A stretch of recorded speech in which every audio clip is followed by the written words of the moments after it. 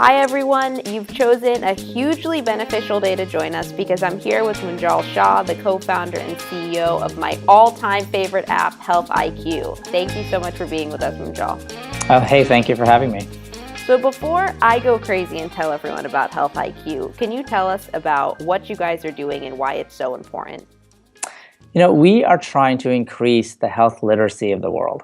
Like if you think about it, we as a society have spent the last 100 years improving kind of overall literacy. And I think worldwide literacy is somewhere around 80% now.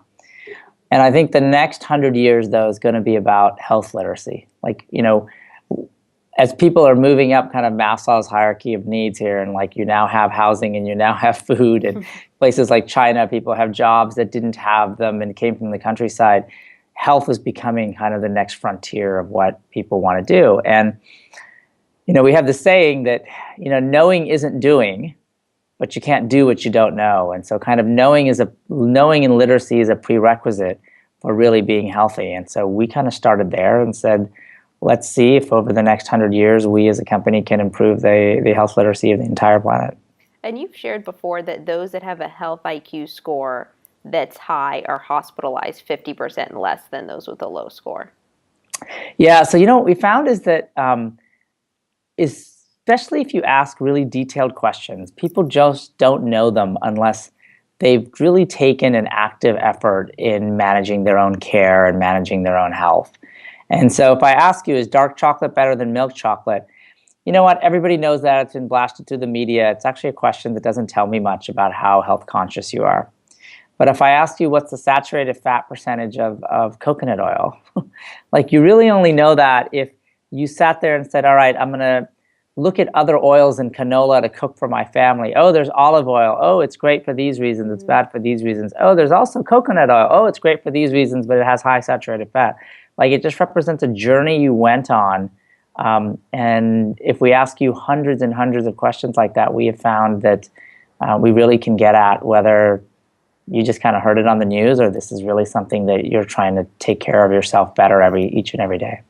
Well, I think one of the things that gets me most excited about the app, I've told you it's really brought out the competitive edge in my family, and we're yelling at dinner to get everyone to answer the question in the time limit. But what I love is I'm actually able to put that stuff into play. So when I found out that the purple carrot has the most antioxidants, I eat carrots every day, but now I'm so much more drawn to eat the purple one. I read that kale has the most nutrients per calorie, so I went and bought kale. And I think it's amazing that you guys are doing that for the community.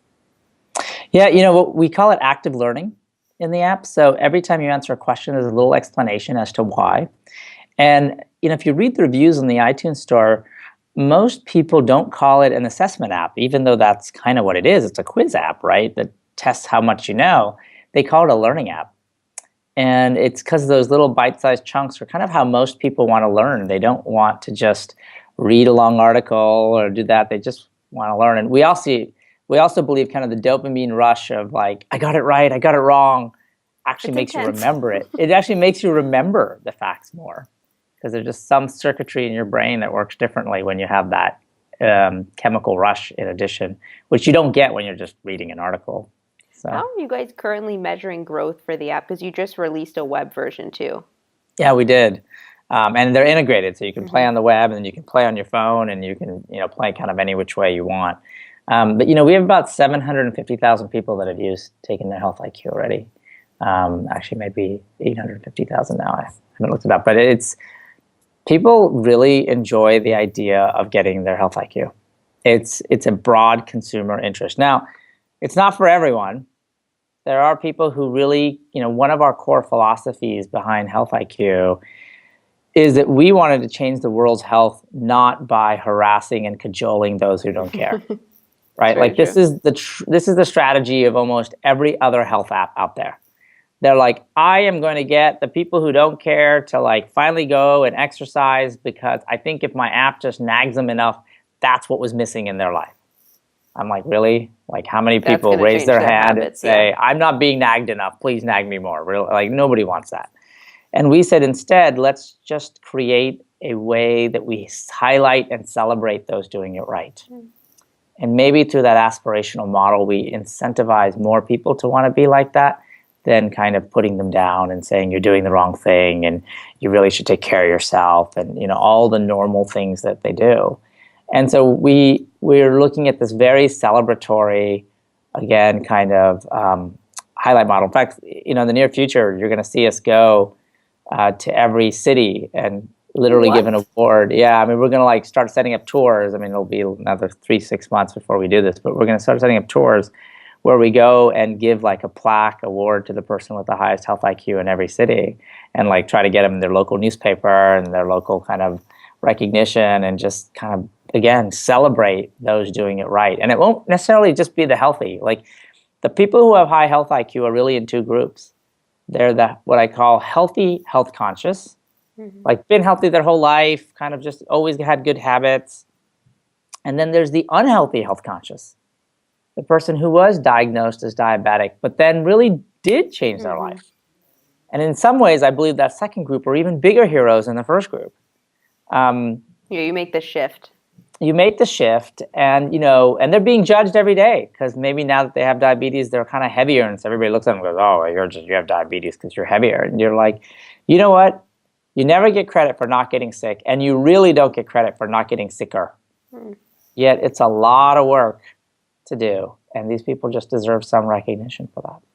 I love that, and the fact that I know that you guys will be coming to my city, I'm going to completely restructure my day because I have to beat my mom and my aunt because there are literally days where my mom will come to me and be devastated that she wasn't able to take the health IQ quiz today. You guys launched back in 2012 with 9 team members, right? We started working on the idea in 2013.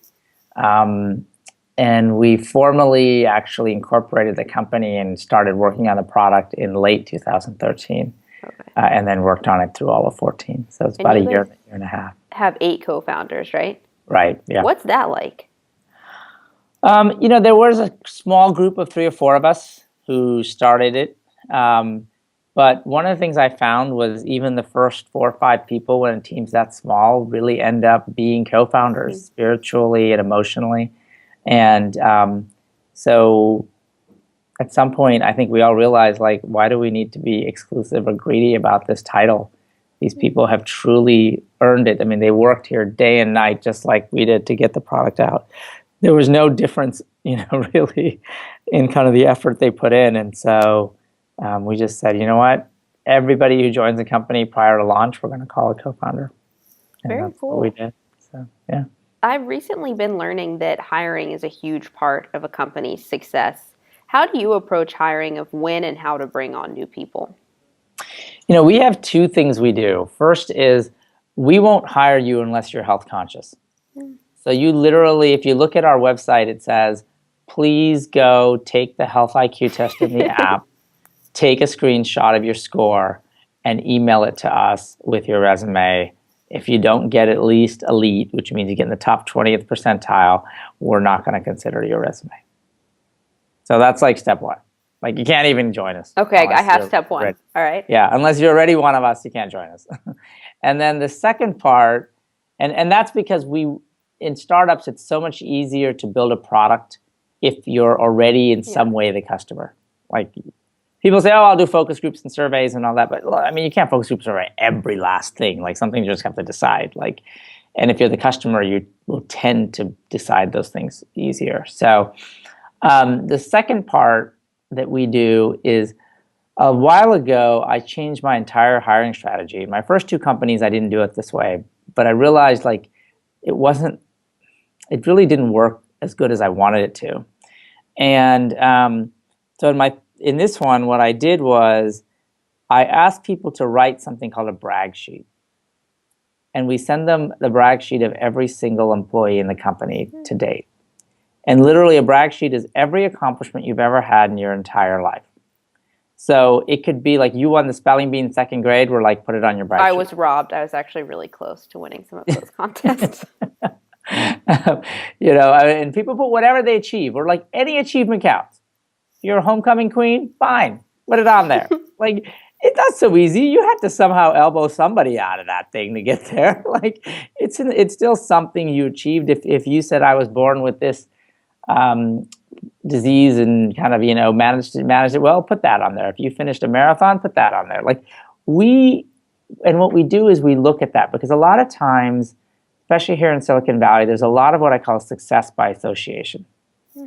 Or somebody will be like, oh, I went to Stanford. Oh, and then I worked for Google, and then I worked for Facebook, and then I worked for Uber. And you're like, wow, this person's so great. Look, all the places they worked. And then you're like, well, what did they actually do? What did you do at Google? Oh, I was a QA guy on this small little project in this small little corner that nobody knew anything about and that never saw the light of day. Oh, okay.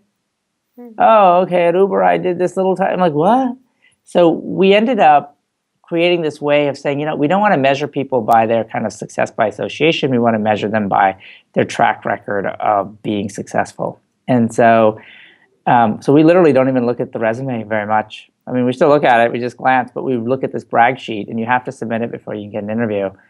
And so as a result, that's how we hired. So our chief statistician at Health IQ, who develops a lot of our math and statistics and actuarial data, he came in and he's like, I won the math Olympiad in high school in China. And I was like, wow, for your whole high school? He's like, no, I won it for all of China. Oh my God.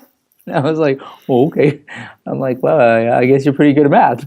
And so, and then another one of our guys came in and he was like, I got 99.8% on the IIT entrance exam, which is I saw that. That's pretty well. Yeah. And I'm like, okay, well, okay.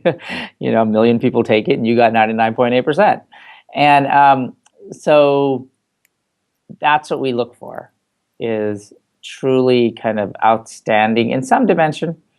And usually what we find is the people who are great in a couple dimensions are great in almost everything. And so we never end up having, we don't really compete. Oh, I'm thinking of taking a job at this, cool, hot internet company. The people who come to us because they had a personal challenge around their own health. They're really passionate about being health conscious.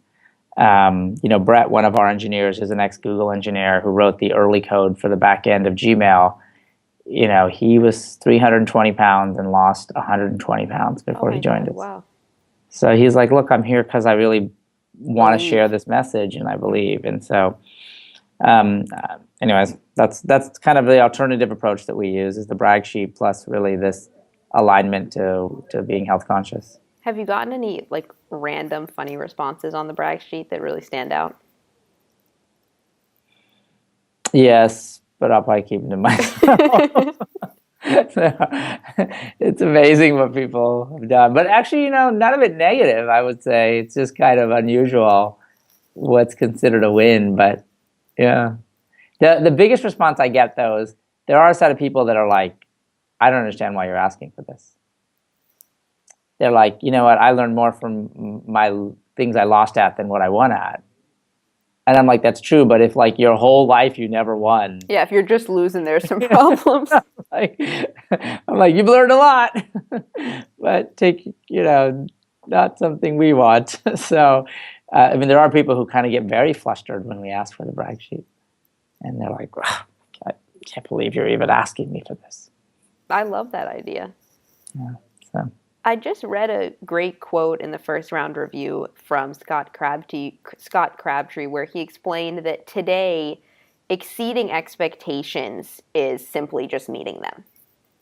And it really stayed with me, because sometimes you set a goal and because you've made it, it's such a huge deal. Well, you set the goal so you could make it. Right. How do you make sure that your team is always aspiring to actually exceed expectations and not just semi-meet them? I think that there's two parts to it. You should set really big, crazy goals, but you also set smaller goals that I actually believe in the opposite model that most people do. I find that people's psychology is so much more powerful when they think they're leading and winning than when they feel like they're behind. So what I normally do for my teams is I set the plan, and the plan is actually very conservative and completely sandbagged. and you can hit the plan by, basically coasting. And then I set something called stretch. And nobody gets, if we were a later stage than we are today, but in my last company when we were, at a much later stage and we were doing 50, 60 million in revenue, then we had bonuses and all that. And so at the time I would say, all right, nobody's going to get a bonus on plan, or you're only going to get a 2% bonus on plan. Like, it's just symbolic. And then, but if you get to stretch, that's where the real bonus comes in. And then if you get to super stretch, that's where this real bonus. And then we even had it, because we blew through both of those for a few quarters, we ended up having to add super duper stretch, which is what we called it. It's a vacation in Cabo. It's a vacation, yeah. And and it was significant. It was like 40% of your salary if you got to super duper stretch. Wow. And what I found was, instead, I could have put plan as stretch or plan as super stretch. But then everybody's like, oh my God, we're behind plan. And as soon as everybody thinks they're failing / behind, you get this entire psychology of defeatism and blame and kind of people deflecting blame. And it's just a horrible company culture to have to deal with when you get into that cycle. And even the board's upset, because even board members, when they go back to their partnerships and the VC firms, and they only ask one question: is your company on plan? Like, it's not like these other partners can know all the details of what's going on at this company. So they're just like, I don't know, is the company on plan? And he's like, oh no, they're not on plan. Then he just gets the crap beat out of him. And then he comes into my board meeting and beats the crap out of me. You. Right. And it's like this push down stack, like all the way down, right? And so I found it's so much better to do it. But then to keep it intellectually honest, you just say, all right, look, nobody's getting a bonus for hitting plan. Mm-hmm. Like, nobody's going to, you'll get a little pat on the back. That's fine, but nothing major. And this positive psychology just works so much better in running companies than getting behind the ball. And everybody thinks, well, if I don't set a big enough plan, like, honestly, that's like a first-time CEO thing. I find a lot of times that they just overstate the plan, and then it becomes this like noose around their neck. And what they should do is be really conservative about the plan, but then set these kind of other goals that push people. When it comes to helping your team members accomplish those goals as CEO, how do you help everyone kind of find what their niche is and what they're really passionate about? Yeah, I mean, we know when it's this kind of company, from here to really the first 50, 60 people, you almost don't want, so the normal thing is, figure out what everybody's passionate about and get them in there. Mm-hmm. There's actually an alternative approach to that, which is only hire people that are passionate about what it is your company has to do.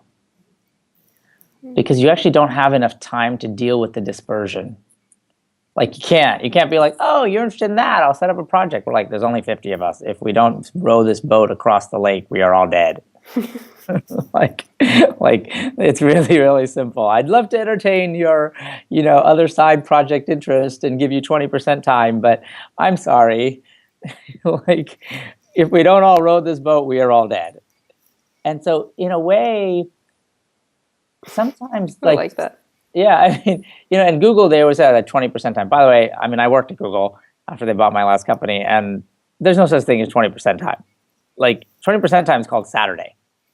And so, and most people will tell you that. Like, even there's a recent interview with Marissa Mayer, and she basically says the same thing. She's like, yes, 20% time was Saturday. Like, I don't know where this fiction came from. But, so what I believe is, just get people who will pull all in the same direction, work all on the same things, come for that reason. I mean, you obviously still want to make sure people grow and focus, but really the team camaraderie comes from like the single-minded drive and focus.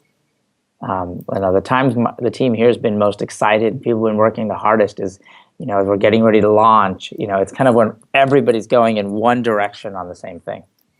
When it comes to Health IQ in particular, I know you shared with Jason Calacanis when I think you guys were at a health conference, right, when he was doing the interview? Yeah, we were at the Rock Health CEO Summit, yeah. That you're not sure right now how you're going to drive revenue for Health IQ. And I just read a great post, I think published yesterday, that big billion-dollar companies don't focus on that in the early days.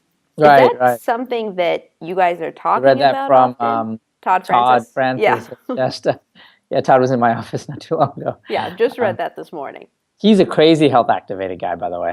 It's If you ever get awesome. a chance to Is he chat on with Health him, IQ? he's absolutely, he is on Health IQ, and he's like a super big biker.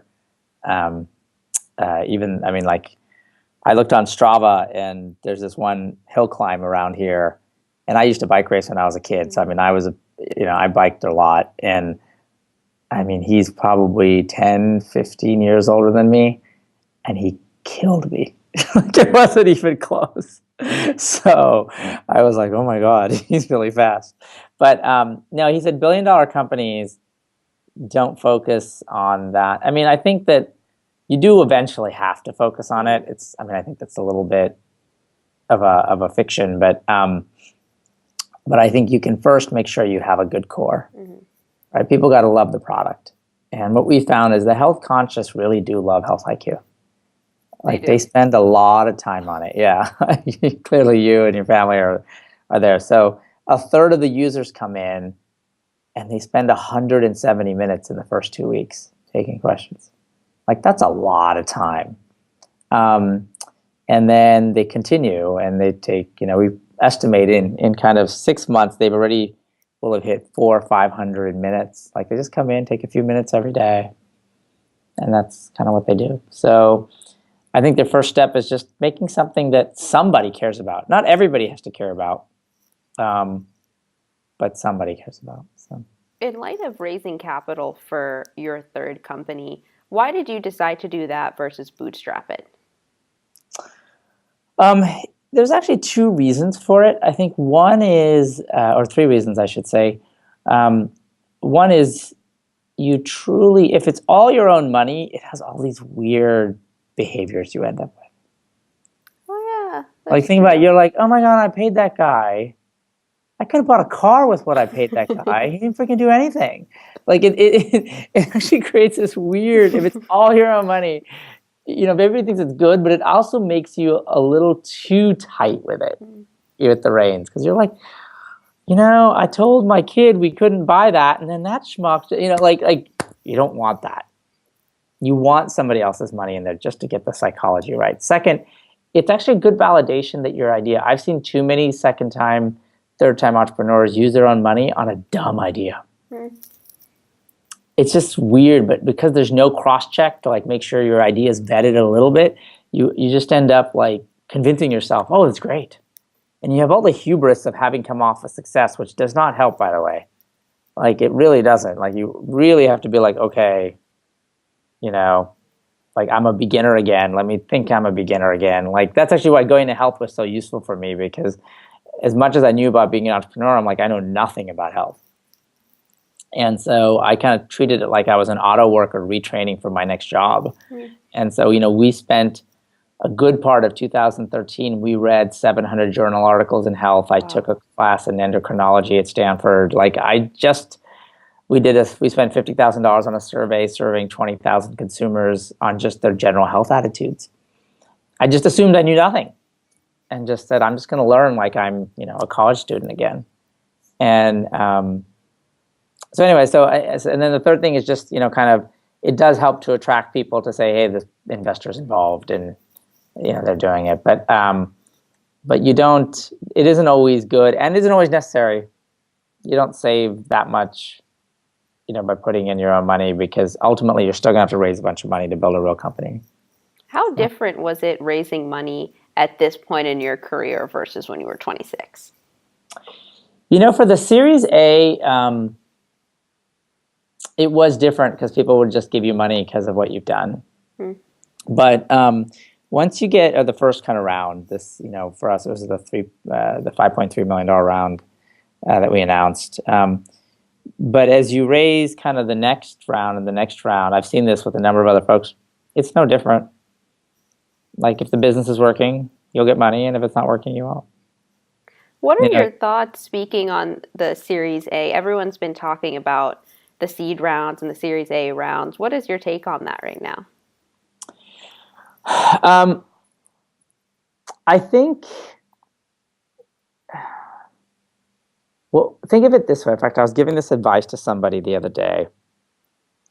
He is a guy that was probably 30 something, right? Early 30s. And he was telling me how he had just quit his job as a big data guy for a pretty big company and was building this new social messaging app.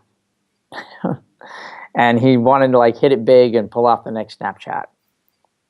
And I honestly told him, I said, "You're an old guy trying to play a young guy's game." And he's like, "I'm 31. Like, what do you mean I'm an old guy?" I'm like, "You're an old guy trying to play a young guy's game." I said, the reason, like, what is the chances of making a social networking app slash messaging app that takes off? Very little. 1 in 1 million? 1 in 100,000? Like, I mean, how many apps are in the App Store exactly? And how many look like Snapchat or Meerkat? Like, not so many, right? And so I said, those guys have to play that game because they got nothing else. I'm like, you're one of the foremost experts in big data. Like, go start a big data company, maybe even if it's enterprise oriented or whatever. And what are your chances of actually getting that company funded for the first round? I'm like, probably 1 out of 4. And then once you do that, what's your chances of getting the next real round? I'm like, probably 1 out of 2. I'm like, why aren't you playing those odds with a whole different class of idea? And so anyway, so that's truly, like I always tell people, I'm like, go where nobody else is going. Approach the problem in a totally different way than everybody else is doing, and play to your strengths. Don't kind of play to your weaknesses, and don't play the normal game everybody else has to play. Like there's no reason for it. There's absolutely no reason for it. You mentioned Meerkat. What's your take right now on all of the live streaming video? I have no idea.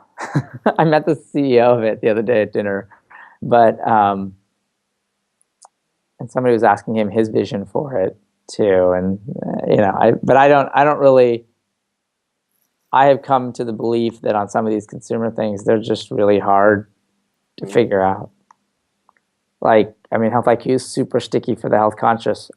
I'm not 100% sure I know why exactly. Like, we just kind of built what we wanted and it worked. But if you ask me, like, could we predictably do it again? I'm like, I think we just kind of got lucky and lightning in the bottle. And when it happens, and you just kind of like hold on to it, but you don't really know why. So, yeah, I don't know. As an investor, when I do invest, I've literally turned off my brain on half of those investments. I'm like, I don't know, is it already working? Okay, if it's working, then it must be. I'm not going to because in the past, I've even talked myself out of stuff. I'm like, oh, who would want that? And, that Todd article was great, right? Like, you imagine the Airbnb guys, like, people go to sleep on each other's couches and pay for it. They're like, what? Like, that's crazy. Like, who wants to sleep in somebody else's house? That's creepy. Yeah, I think it takes, and I didn't really start learning about it until recently, it takes so much longer for a brand to really establish themselves. I used to think that every startup was Uber. I was like, wow, you have a great idea and you become Uber. Like, I want to have a startup. Right. And even with Snapchat, I mean, everyone makes fun of me because I pretty much Snapchat like 3 people, and one of them is my little brother, and he always asks me, he's like, why do you wave in your Snapchat? I'm like, because I'm saying hi to you. And I don't know if I'm like the nerd who uses it, but it's amazing to see how I still use it even though I'm not necessarily their demographic. Right. No, I mean, so there's some neat things like that. You can reverse engineer them later, and you can say, this is why it's successful. True. But you can't forward engineer them. It's hard to see that. So, but I think most people don't need to play that game. There's lots of other games to play. And there's lots of other ways to build a great company that does really well. Sometimes it's also going after industries that people are ignoring, that they don't think is sexy, they don't think is fun, that you can still change and make a big change in the world. So, when you think about that, you've had tremendous success so far as an entrepreneur. What is it like? Both of your companies were acquired previous to Health IQ. What is that experience like? Because for me, all I see is the shiny headline that says Google acquires like.com. It's complicated. I would say that it's one of those things where, there's that famous saying of the picture of the dog chasing the car. Mm-hmm. And then they go, what you don't know is what's going to happen when you catch the car. Oh, true. I never thought of that. You never thought the dog chases the car, the dog catches the car. Like, what's going to happen exactly there? And so there's this very famous kind of vignette about that, I guess is probably the right word. But, and so you're like, okay, fine, you sell your company. And you worked your whole life to get there. And then you're like, oh, well, now what am I going to do?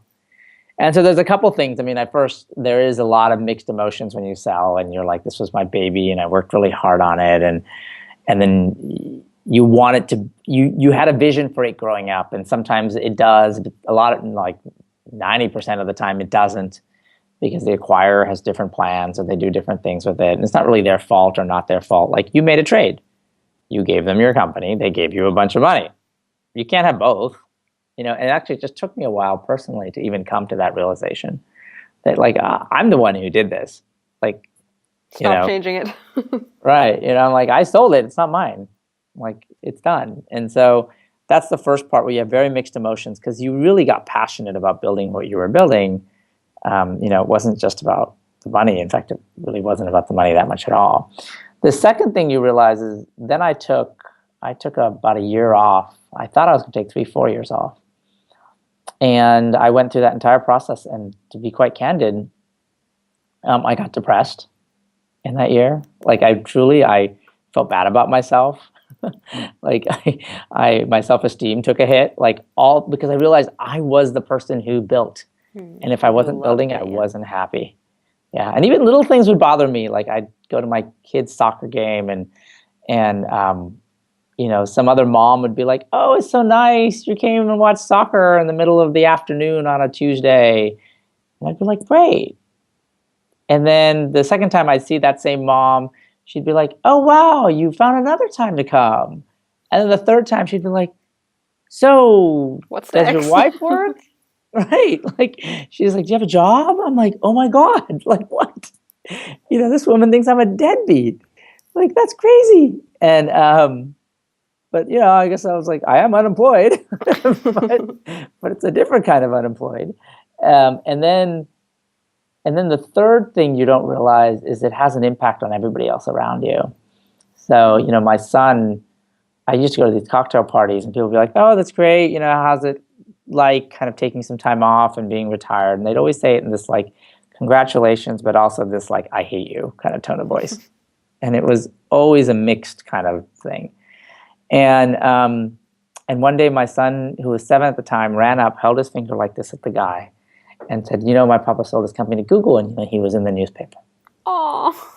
And that was his equivalent of my dad's not a schmuck. And he could tell that guy thought I was a schmuck. And I was like, oh. And through that and a couple other incidents, I realized you can't teach your kids passion. You can't teach them hard work. You can either show them. And he never saw me working 100 hours a week at my last company. He was too young. Right? He was, basically, I started the company about a year after he was born. So he was 1 through, kind of 4, 5, 6. Wasn't contributing any feedback at the time. Yeah, no, all right. And so he never saw that. And so as, I realized that it's not only important for me to be on my next mission, it was actually really important for me to do that for him. And I would have never guessed that having infinite time with your kids screws them up as much as having no time with your kids. I would have never guessed that. I would have said, "Oh, infinite time's great. You go to every soccer game, you be that." No. And actually, I asked him one day, I said, "Do you think Papa should go back to work or not?" And he's like, "Yeah, I think you should go back to work, Papa." Even he wanted it. And part of it was, I think, at school, his friends would say, "Oh, my dad works at whatever, and my dad does this." And he'd be like, "Oh, my dad just sits around." I'm sure you weren't sitting around. No, I mean, I did a bunch of personal projects, and I that I'd always wanted to do. I learned to draw, and I took a comedy class at Second City in Chicago, and I just had a bunch of fun. But no, I pretty much just goofed off, and and I worked out a bunch and lost a bunch of weight. But like other than that, that was kind of it. But but you just everybody tries to chase the car, and you don't really think about what it is. And now I've realized I'm just going to build companies for the rest of my life. Like it doesn't. It's not the financials or not. I'm just. This is what I'm built to do, and I love doing it, and I'm happiest when I do it. You mentioned a while ago that part of your work after this period was really going back to those rookie smarts. So you started from ground zero. And I've been learning from Liz Wiseman that sometimes confidence and experience can cloud our decisions. You think, oh, like that's not going to work. Right. Versus a really young founder's like, hey, let's try it. I don't know if it's going to work. Do you have any rituals to bring yourself back to that? I think there's a couple things. So first is you got to have a team that kind of, if you will, disrespects you. Right. Not in a negative way, but, kind of says, I don't care what you did before, Munjal. I think this is going to work, and I'm going to argue with you about it. Mm-hmm. Versus too much deference. Like you could see if like you and I were co-founders with Elon Musk, and he's like, no, I don't think that's going to work. Like we would probably second guess ourselves and be like, oh, okay. I mean, he is Elon, after all, pretty much the best entrepreneur of our time. I think I'm going to sit down, shut up, and say nothing. All right, let's do it. Right. That's exactly. So you can't. So how do you find the person who's irreverent enough to be like, no, Elon, you're full of shit?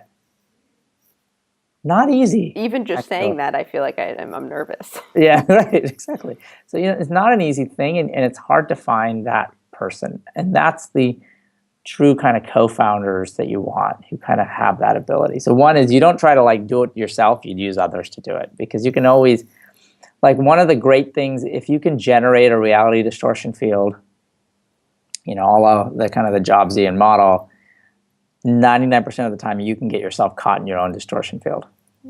Like it's just, it's a liability of having the ability.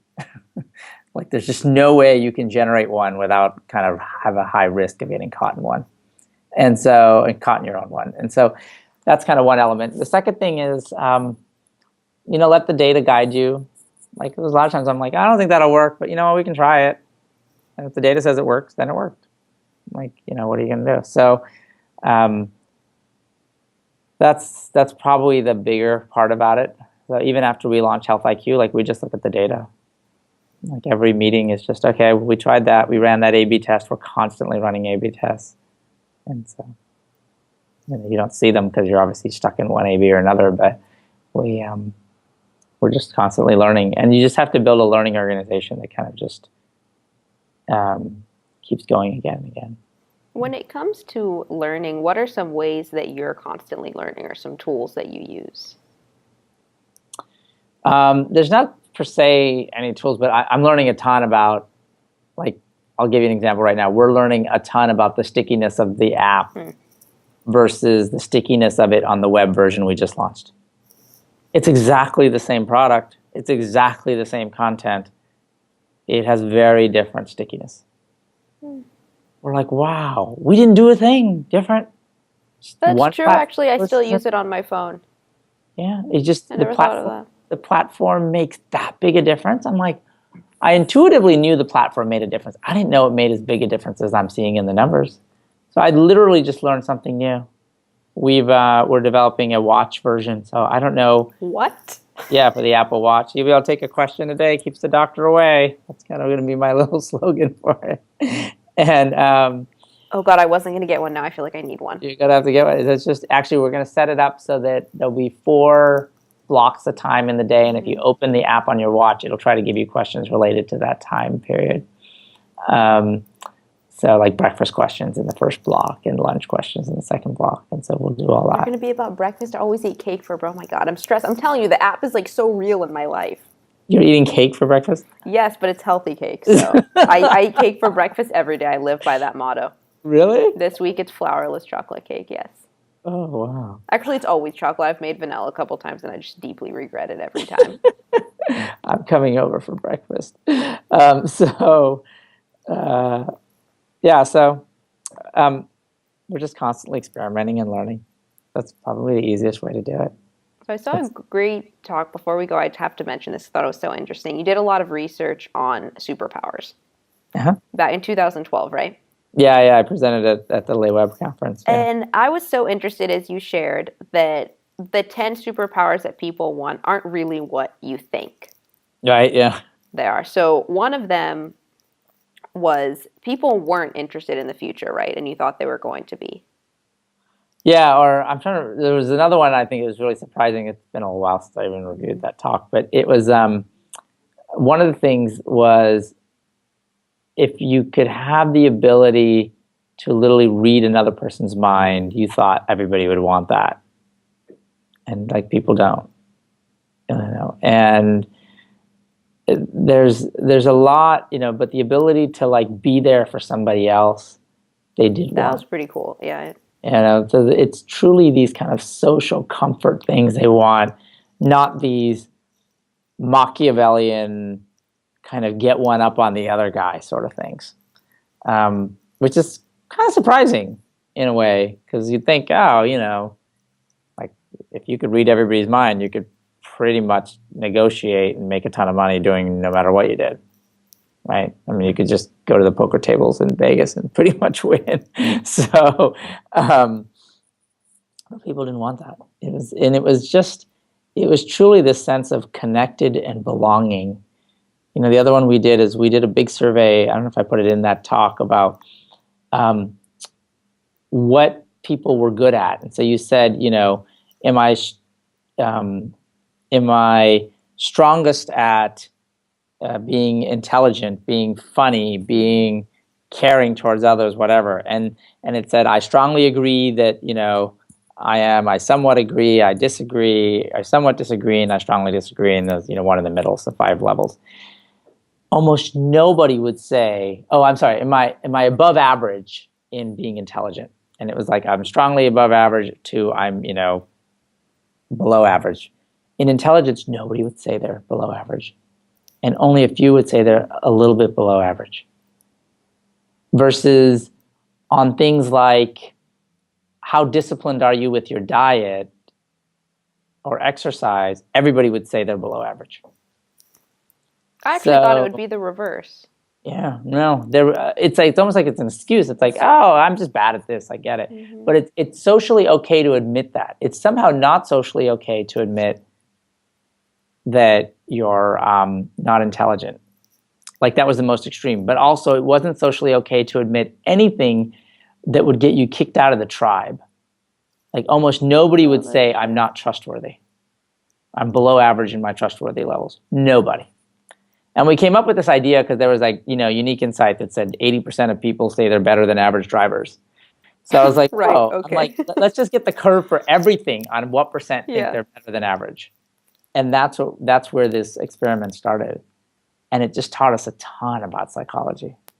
And really, if you're thinking about superpowers, these social superpowers are kind of important. I mean, you might argue that, you know, Snapchat is invisibility. It's just invisibility in a digital way. And everybody wants that at some point for something in their life. And Locatron is teleportation. Right? I can teleport and open my door. So like here we are thinking about all these superpowers in this DC Comics, Marvel Comics sort of way, but we're actually getting pieces of them already today. Just little bits, but we're still getting them. I've never thought of that. Yeah. One of the things that people did really want was to be confident.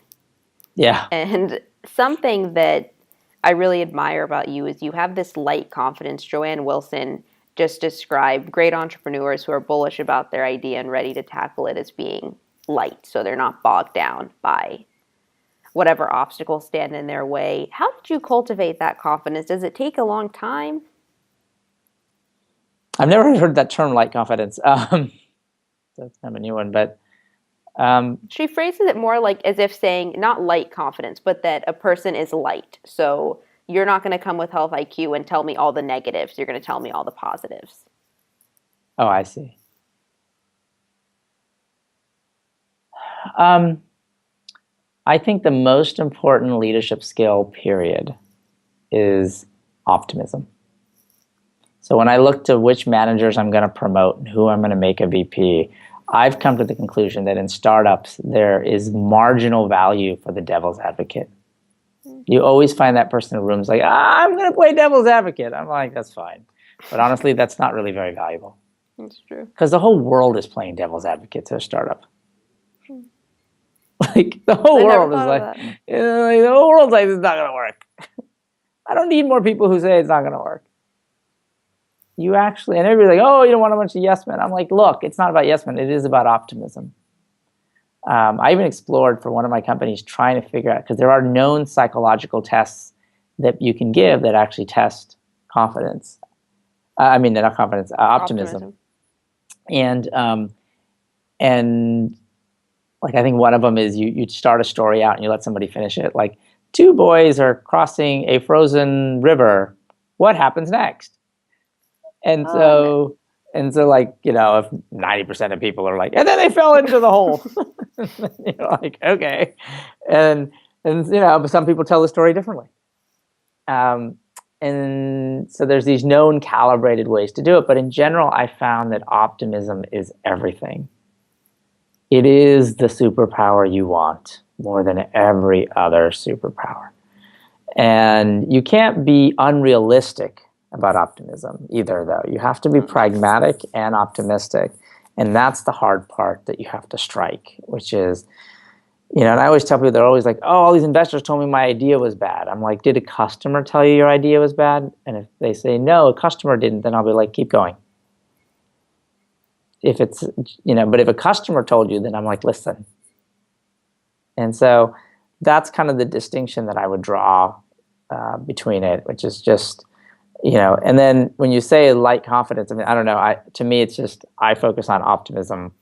What can I do? How can I make something happen today? I do focus on being realistic. Take a look at my last company, Like.com. We started as a product called Rio, which was a face recognition tool for organizing your personal photos. I became very realistic and pivoted the company. Turns out, by the way, everybody pivots their company. It's just everybody pivots their company when they're down to 2 months of cash. True. I pivoted it when we had, years of cash. And so that takes more realism. So I focus on this realistic kind of data pieces, but I'm maniacal about just saying, I am going to build something new. We can build something new in the world. We can change the world this way. And I think optimism is the most powerful thing. And I always used to tell my old managers this. It'd be like, well, but there's a place for devil's advocate. I'm like, yeah, but people, while they may want those people to help balance the equation, they never follow those people.